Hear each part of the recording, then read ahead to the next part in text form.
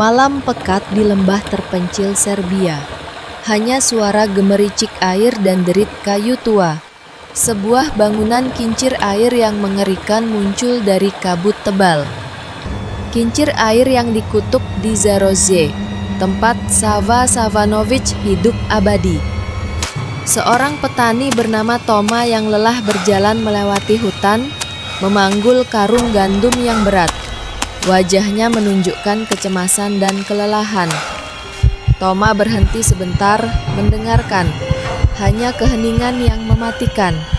Ia tahu ini risiko pekerjaan, namun rasa takut mencekiknya. Ia tiba di halaman kincir air. Udara terasa lebih dingin. Roda kincir berderit kencang seolah menyambut kedatangannya. Toma meletakkan karung gandum dan ragu-ragu. Ia mengeluarkan salib kecil dari sakunya, menggenggamnya erat sebelum masuk. Toma masuk. Bau jamur, debu, dan sesuatu yang aneh, seperti darah. Ia menyalakan lampu minyaknya.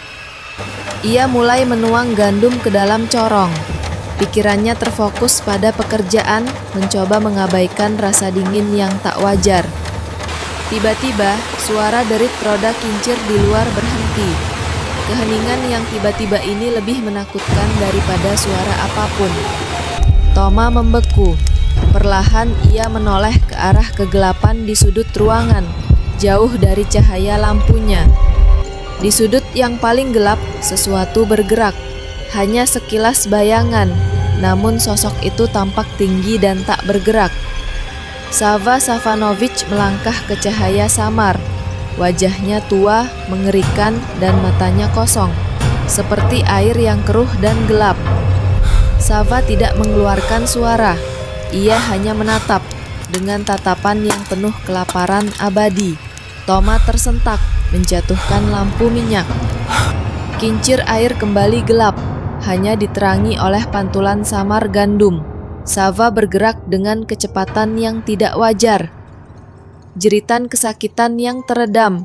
Karung gandum yang kini berguling di lantai yang dipenuhi cairan merah gelap perlahan menyebar. Lalu kegelapan total. Pagi. Matahari terbit yang dingin menyinari kincir air yang tenang. Segala sesuatu tampak normal, namun ada aura aneh. Seorang penduduk desa bernama Milos berjalan menuju kincir air. Ia datang untuk memeriksa Toma yang belum kembali semalaman. Milos melihat karung gandum Toma tergeletak di luar, tetapi tidak ada tanda-tanda Toma. Rasa cemas mulai menjalari. Ia memanggil nama Toma, tetapi hanya gema yang menjawab. Ia memberanikan diri mendekati pintu kincir air yang setengah terbuka. Milos masuk. Ia melihat karung gandum yang lain milik Toma tergeletak di lantai, di samping noda gelap yang mulai mengering. Milos menyadari kengerian yang terjadi. Wajahnya memucat. Ia tahu legenda kincir air ini bukan sekedar cerita. Ia mundur perlahan, menjatuhkan tongkatnya. Suara jantungnya berdebar kencang memenuhi ruangan sunyi. Di sudut yang sama, tempat Sava Savanovic muncul semalam, Milos merasakan kehadiran dingin yang tak terlihat. Ia berbalik dan berlari keluar dari kincir air, terengah-engah dan ketakutan.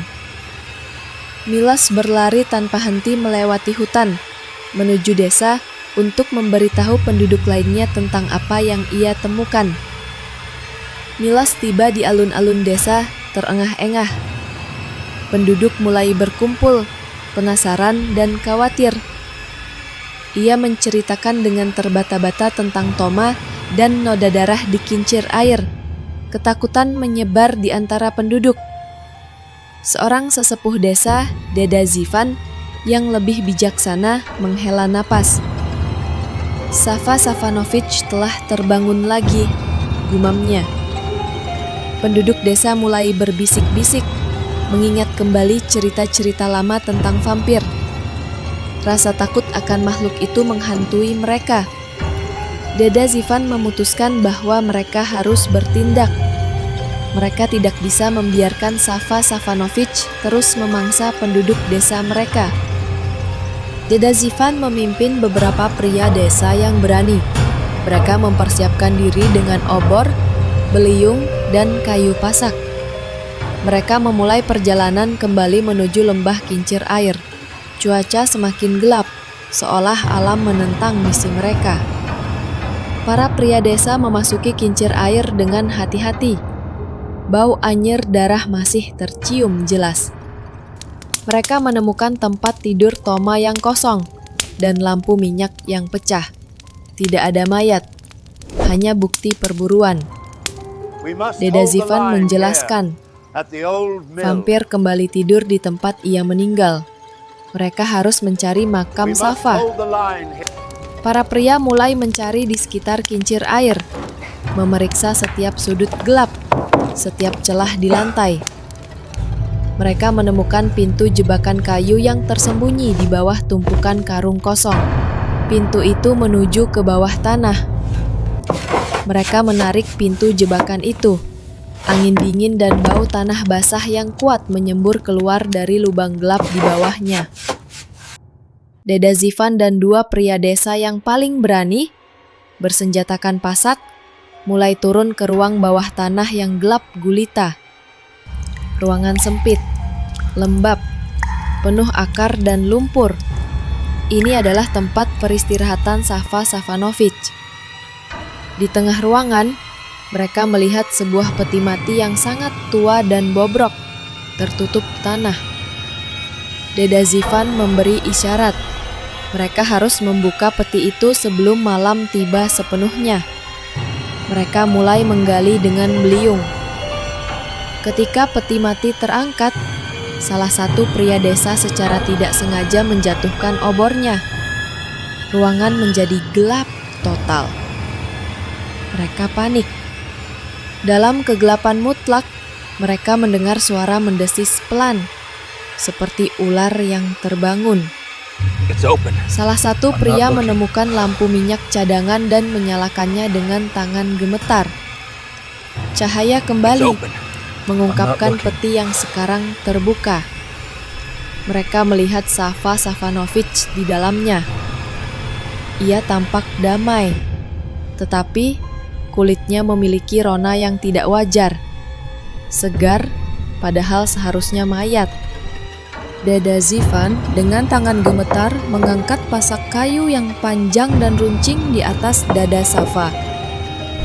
Tiba-tiba, mata Sava Savanovic terbuka lebar, tidak lagi kosong, tetapi penuh amarah dan kesadaran yang mengerikan. Sava meraih pergelangan tangan Deda Zivan dengan kekuatan yang luar biasa, menghentikannya sebelum pasak sempat ditusukkan. Pergumulan cepat dan brutal di ruang sempit. Pria desa lainnya panik, mencoba membantu Deda Zivan. Sava mengeluarkan jeritan yang mengerikan, lebih seperti raungan binatang buas yang memenuhi ruang bawah tanah. Dalam kekacauan, salah satu pria desa berhasil memukulkan palu ke tangan Sava, memaksanya melepaskan cengkeraman.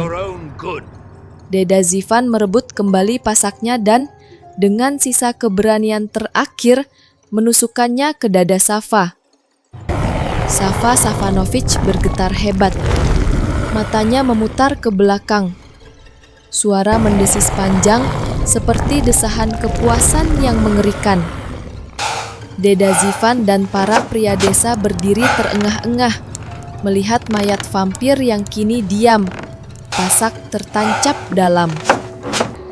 Mereka keluar dari ruang bawah tanah yang kotor, menutup pintu jebakan dan menguncinya dengan kayu dan batu besar. Mereka membakar kincir air itu.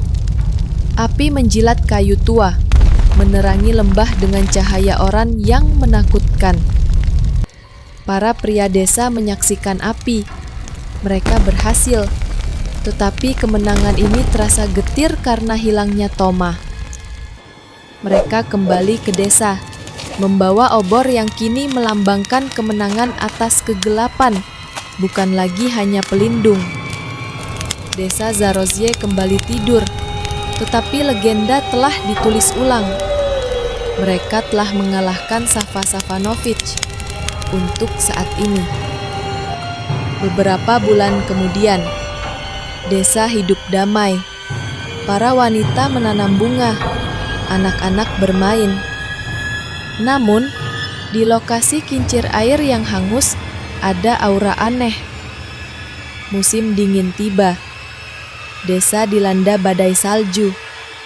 Seorang pemburu yang sendirian, Stoyan, tersesat di dekat lokasi kincir air.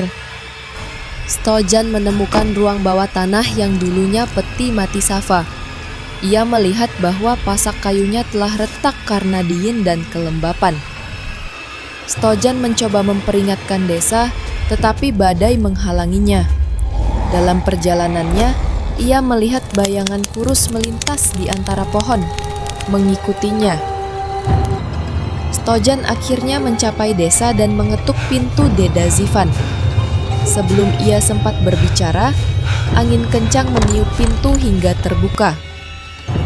Di luar, di tengah badai salju, siluet Sava Savanovic berdiri tegak. Pasak di dadanya telah patah. Matanya merah menyala. Anda tidak bisa membunuh vampir Serbia. Anda hanya bisa menundanya. Dia selalu kembali ke kincir airnya.